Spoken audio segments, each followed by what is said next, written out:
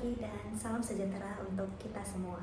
Perkenalkan, saya Cynthia Lorencia, mahasiswa Universitas Terbuka dari Program Studi Ilmu Komunikasi. Pada kesempatan kali ini, izinkan saya memberi sedikit pandangan mengenai sebuah topik yang sangat dekat dengan kehidupan kita sebagai generasi muda, yaitu burnout di kalangan pekerja muda saat ambisi bertemu realita. Teman-teman, di era modern seperti sekarang, banyak dari kita yang tumbuh dengan semangat untuk berprestasi dan mencapai target setinggi mungkin. Kita ingin sukses, produktif, dan diakui dalam dunia kerja. Namun, di balik semangat itu, seringkali tersembunyi kelelahan yang tak terlihat. Kondisi inilah yang kita kenal dengan istilah burnout. Fenomena burnout kini semakin sering dialami oleh pekerja muda, terutama generasi Z yang baru menapaki dunia kerja. Ambisi yang besar terkadang harus berhadapan dengan kenyataan kerja yang penuh tekanan. Dan disinilah pentingnya kita belajar menjaga keseimbangan antara ambisi dan kesehatan mental. Berdasarkan dari datafinal.com, di tahun 2025, sekitar 27% pekerja Gen Z di sektor tertentu mengaku terus-menerus merasa kelelahan akibat tekanan kerja.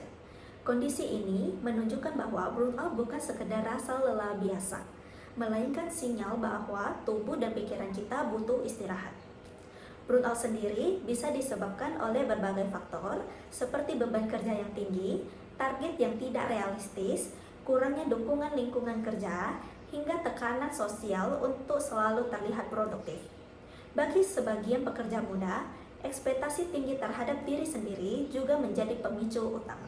Menurut artikel Forbes yang berjudul Burnout Kill Productivity, Here's How to Fight It, burnout terbukti menurunkan produktivitas dan semangat kerja.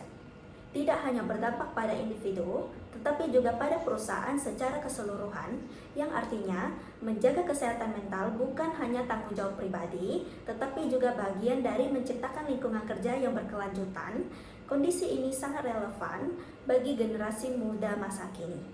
Banyak pekerja muda yang merasa harus selalu tampil sempurna, aktif di sosial media, berprestasi di tempat kerja, sekaligus menjaga citra diri.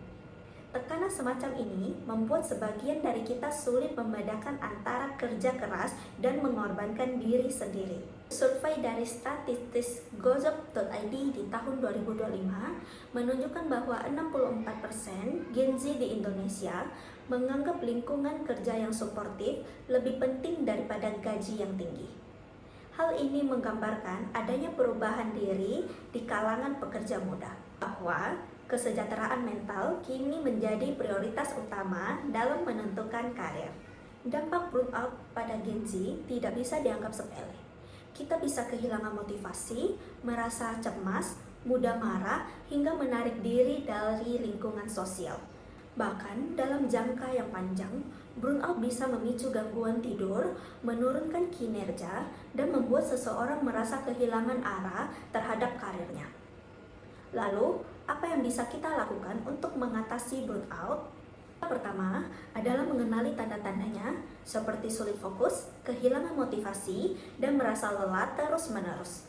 Setelah itu, cobalah beberapa langkah sederhana yang dapat membantu mengurangi resiko burnout, seperti kenali batas diri. Jangan merasa harus selalu produktif setiap saat. Tubuh dan pikiran kita juga butuh istirahat. Yang kedua, bangun rutinitas yang seimbang. Atur waktu antara bekerja, istirahat, dan kegiatan pribadi. Yang ketiga, cari dukungan sosial. Ceritakanlah masalah kita, bisa kepada keluarga atau teman yang bisa kita percaya. Yang keempat, kurangi perbandingan sosial. Tidak semua hal yang kita lihat di media sosial adalah kenyataan. Fokuslah pada diri kita sendiri. Yang kelima, pelihara gaya hidup yang sehat. Tidur yang cukup, olahraga ringan, dan menjaga pola makan juga berpengaruh besar terhadap kondisi mental kita.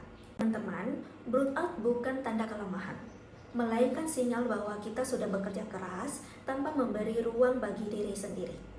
Ambisi itu baik, tapi jangan sampai ambisi membuat kita kehilangan makna dari pekerjaan yang kita cintai. Mari kita belajar untuk bekerja lebih bijak, bukan hanya keras. Seimbangkan antara produktivitas dan kesehatan mental. Karena keduanya adalah kunci untuk mencapai kesuksesan yang berlanjut. Terima kasih atas perhatiannya untuk teman-teman semua. Sampai jumpa.